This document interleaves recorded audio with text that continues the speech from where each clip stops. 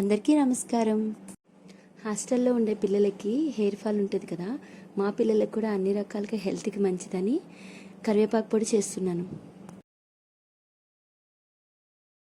కావాల్సిన పదార్థాలు: కరివేపాకు, శనగపప్పు, పొట్టు మినపప్పు హెల్త్కి మంచిది, జీలకర్ర, మెంతులు, చింతపండు, ఎండి మిరపకాయలు, ధనియాలు. ఫస్ట్ కళాయిలో కొంచెం ఆయిల్ వేసేసుకొని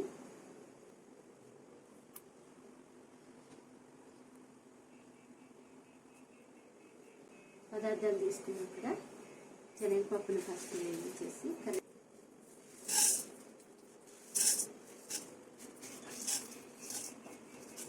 ఇది కొంచెం శనగపప్పు కొంచెం బాగా వేగేవాడు, కొంచెం ఎర్రగా వేగేవాడు.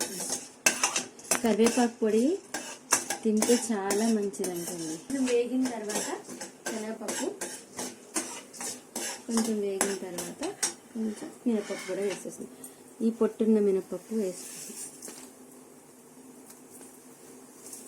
ఈ పొట్టున్న మినపప్పు చూడటానికి నల్లగా అనిపిస్తుంది కానీ ఫైబర్ ఉంటుంది కాబట్టి హెల్త్కి మంచిది.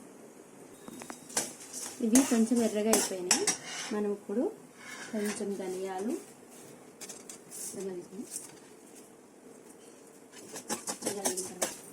మెంతులు వేసేసుకొని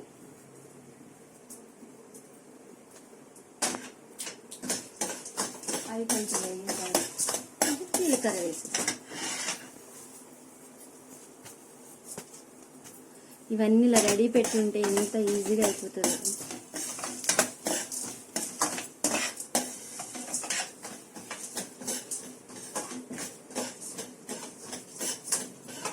దాంట్లో ఈ లాస్ట్లో చింతపండు కూడా వేసేస్తున్నాను. కమ్మటి వాసన వచ్చేసింది. ఇవి వేగినవి మంచిగా కమ్మటి వాసన వచ్చేసింది. ఇవన్నీ ఒక ప్లేట్లో తీసి పెట్టుకున్నాం. అదే కళాయిలో కొంచెం మిరపకాయలు వేసేసుకొని లైట్గా వేసేసుకోండి.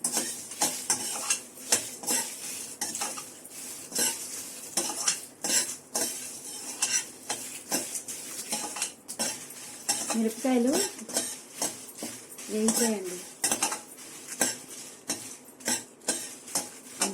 చాలు, ఆపేద్దాము. తీసి పక్కన పెట్టేసుకొని ఇవి కూడా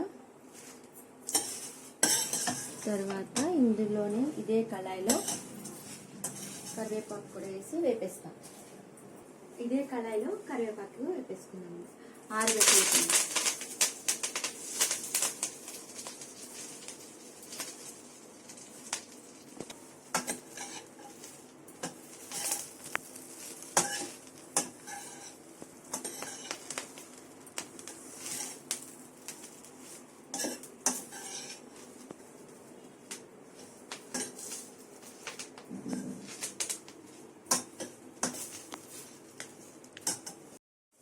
కరివేపాకు గలగలమని వేడిపోయింది చెట్ల.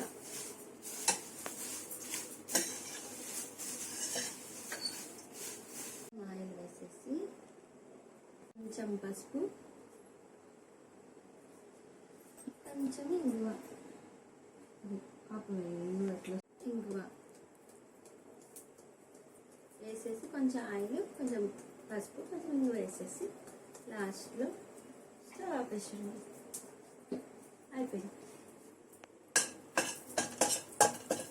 ఇది దాన్ని కలిపి మళ్ళీ కరివేపాకు ఇందులో వేసేస్తాం.